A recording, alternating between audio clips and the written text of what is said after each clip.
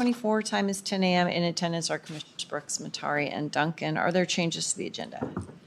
Nope. Hearing none. Public comment? Hearing none. Our first item is bonus payment request. This is Parks and Waterways and Noxious Weeds employees with Director Nick Snyder. Good morning, Commissioners. Nick Snyder for the record. Indeed, I'm requesting authorization from the board to distribute annual service awards to those employees that perform exceptionally well. And so with that, the amount of those distributions is $1,200, which is already in our approved fiscal year 24 budget. I said 24, 25 budget. And we would distribute that on the next pay period if the board authorizes it. Okay, questions, motion? I move that we approve the bonus payments request for Parks and Waterways and Noxious Weed Control employees. I second the motion. Bill Brooks. Aye. Commissioner Matari. Aye. Chair Duncan. Aye.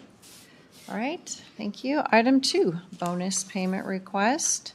It says Marsh on here, but I think Under Sheriff Nelson will be handling Good morning, this Commissioners. On behalf of Marcia, we come before you today seeking approval for a one-time bonus for an employee who's been covering the duties of another employee who's been out on FMLA for the past 12 weeks. During the course of this time period, they not only performed their job as they normally do, but the actions and duties of this other person without utilizing any overtime, working within their own daily schedule. We're asking for this one-time $1,000 bonus to be paid to this employee, which is budget neutral and falls within policy of 3.10 higher duty pay because she is paid higher, but we're seeking to have this one-time bonus to reimburse her for her great efforts. Okay, so she's not receiving higher duty pay. She's not. Correct. Okay. Questions? No, I think, we always have to kind of be in a situation where we want to verify things, but trust people's judgment. If you have someone who steps up to the plate and covers for someone else, it's probably prudent to reward them for that time. It's over 12 weeks, right? Correct. So really it'd come out to what about? And during peak season for her and her normal duties. Yeah, so we're looking at a couple bucks an hour extra over the course of that 12 weeks. Yes. Yeah. Okay, Bill? Fine with me. All right, motion? I move that we approve the bonus payments request for the Sheriff's Office. I second the motion. Bill Brooks. Aye. Commissioner Matari. Aye. Chair Duncan. Aye. Thank you. Item 3, temporary seasonal employee Persi benefits with our Sheriff's Office, Jail, and Captain Heil. Morning, Commissioners. Captain Jeremy Howell for the record. Come before you today asking for repayment on a Persi benefit. So our temp seasonal transport deputies are retired law enforcement.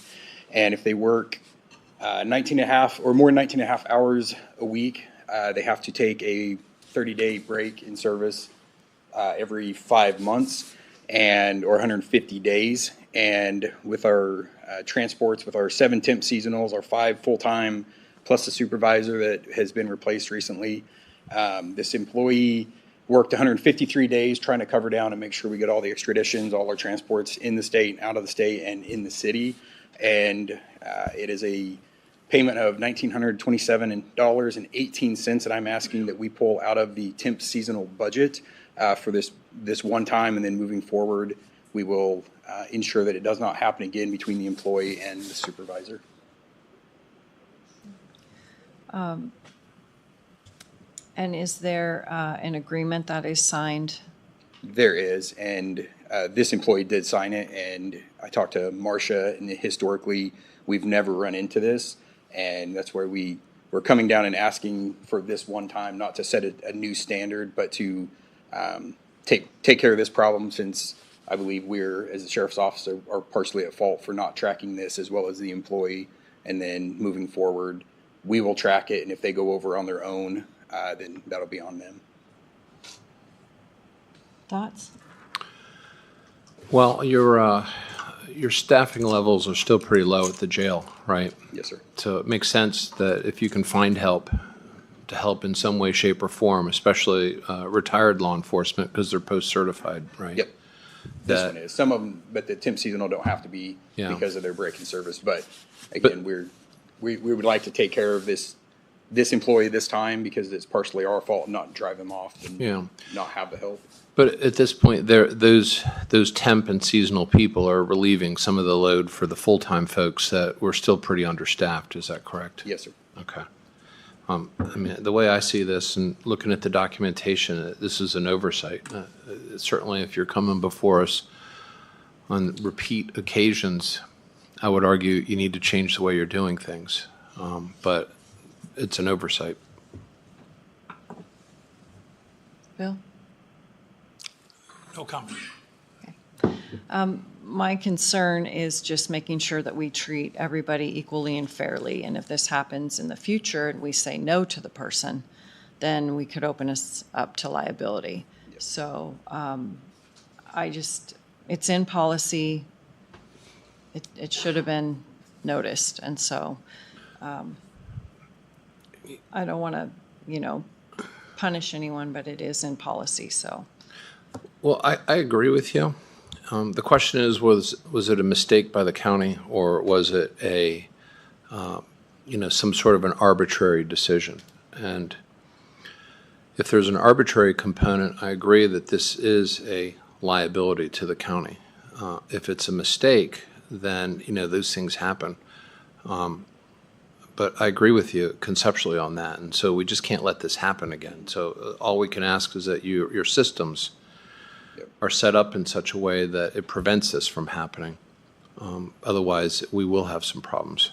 Right, and that's the supervisor is working with Marcia to track when they come back and then count like the day they come back, what their end date will be versus letting them try to track it on their own. And then the supervisor, again, we have 7 temp seasonals that not all of them fall into this because some of them work 10 hours a week. So trying to ensure on our end that we don't let it happen again to the employee. Yeah, and maybe they have some culpability too, obviously, because they're agreeing to these things. Right. So, okay. So it's not just the amount, that's in our packet. It's because we have to cover Kootenai County's portion as well. So, let me think.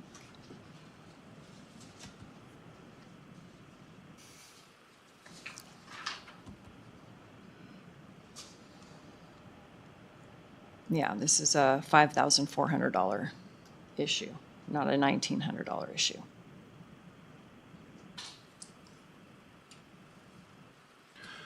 Well, is it still budget neutral? If you're taking that much We'll money? still take it out of the same temp seasonal line item. Yeah, okay. Well, that's like $5,400 that you won't have to have somebody on duty. Yes, ma'am. Well, that's the cost of making a mistake. So, Motion? I move that we approve the temporary seasonal employee Persi benefit on this one occasion for the sheriff's office. I second the motion. Bill Brooks. Aye. Commissioner Matari. Aye. Chair Duncan. Aye. Thank you, Commissioners. Public comment? Anybody online? All right. 10:08, meeting adjourned.